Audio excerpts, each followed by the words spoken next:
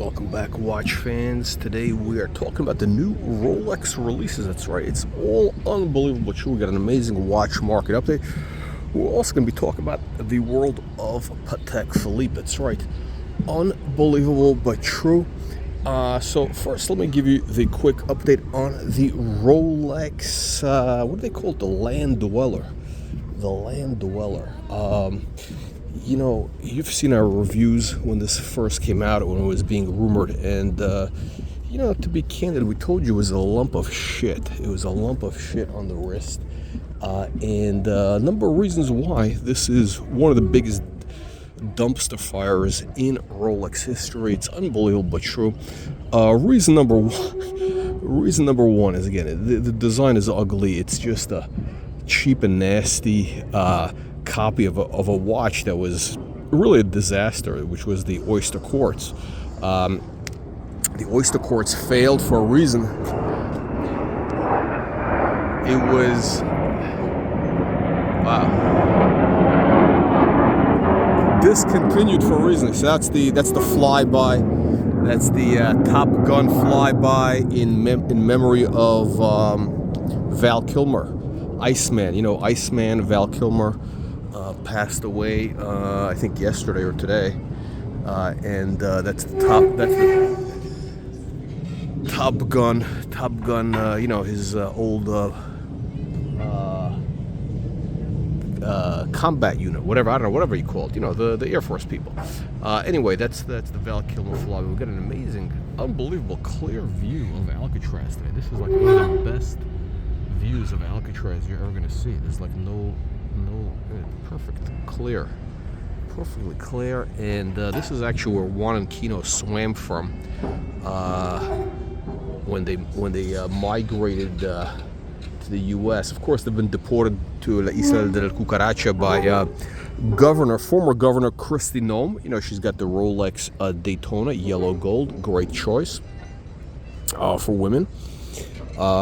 Now, let's talk about again, back to the world of, hang on a second, let's do a quick wristwatch check. I got the sleeve. This is the sleeve.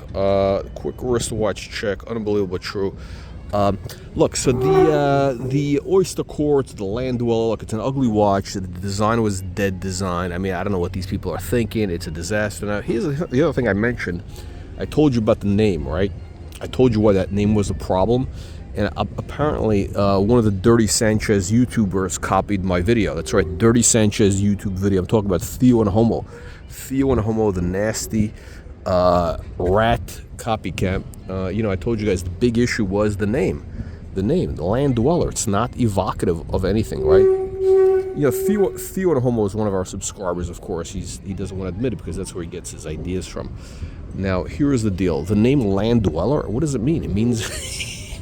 Again, when I think of Land Dweller, I think of like, you know, a fat slob like Archie Luxury or a curly, you know, Il Pagliacce de Chomostan. You know, I'm thinking of, you know, some fat slob who's stuck at home, can't leave because they're you know, they're like 800 pounds. They can't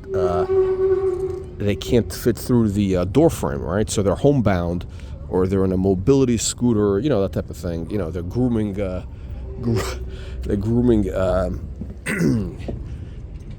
young gentlemen on these watch channels. Well, you know how it works, right? The name Land Dweller is a terrible name. It's not evocative. There's no romance to it. There's no sizzle. There's no sex appeal, right? Like, you know what I'm saying, right? Like, again, Sky Dweller sounds very like, you know, shit, like Superman, right? Sky Dweller means like, you know, you feel like Superman, right? Submariner, okay, you know, look, part of the whole Rolex thing is to sell a fantasy. It's to sell a fantasy to a bunch of tomato cans. It's to sell a tomato can fantasy. For example, you know, when you put on a Submariner, you know, they sell you this fantasy that you're like James Bond commando, or you're like one of these Top Gun guys with a Rolex GMT. Are we gonna see the planes? I can't see. There we go. I don't know if you can see them here. There we go. That's for ICEMAN. Memorial for ICEMAN. Val Kilmer. Yeah, so Submariner means something. Sky Dweller means something. The GMT gives you the sense of adventure. You're like whatever, Top Gun pilot. Thunderbird. Turnograph. All these things mean something. The Land Dweller just sounds like, again, it sounds like a guy. It sounds like Jabba the Hutt. I'm thinking of Jabba the Hutt.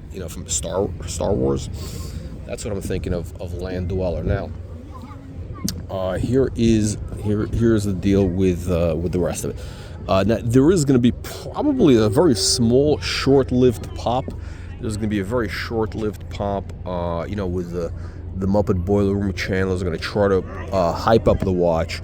Guys, don't fall for this. This thing is going to be way below list very, very shortly. I think it's going to be below list maybe within 3 months. I mean, this is going to be a massive disaster. They're going to discontinue this pile of turd I think they're going to give it maybe a year or 2 years. It's just too embarrassing. Now, let's talk about the other creations. I don't hate all of Rolex. They don't really have anything that's interesting. The only interesting, semi-interesting watch is the only semi-interesting watch is the what do you call it? The only interesting watch that they have is the Daytona with the green dial. It's, I think, rose gold, right? If I'm not mistaken, yellow gold, rose gold, whatever. It's kind of like a John Mayer, but a little bit cleaner. It's a little more of a crisp design. The dials get a little more gold to it. It's a beautiful green. And I'm a big fan of the color green. I think that watch is a winner. That is a winner. That is the only watch. Now, is it going to increase in value? I think that one is going to have a small premium, because, the whole Daytona thing. Look, you don't need me to tell you about this, right? Like, you know this for yourself. The Daytonas always sell at a premium. And they're going to command a premium, especially the green is going to, I have no idea what it's going to sell.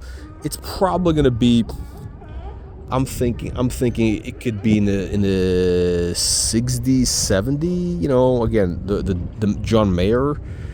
I hate using that name because, I don't want to give that prick any credit, but yeah. So the John Mayers are right around 65, right now, in the market.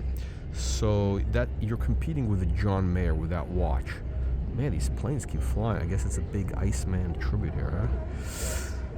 All right, so that's the deal, my friends. What beautiful clear day! You don't get this type of weather. So anyway, so the bottom line is, the only decent release from Rolex is that green dial watch. That's it. So don't be a tomato can. Make sure you click the like, subscribe button. We'll see you in the next one.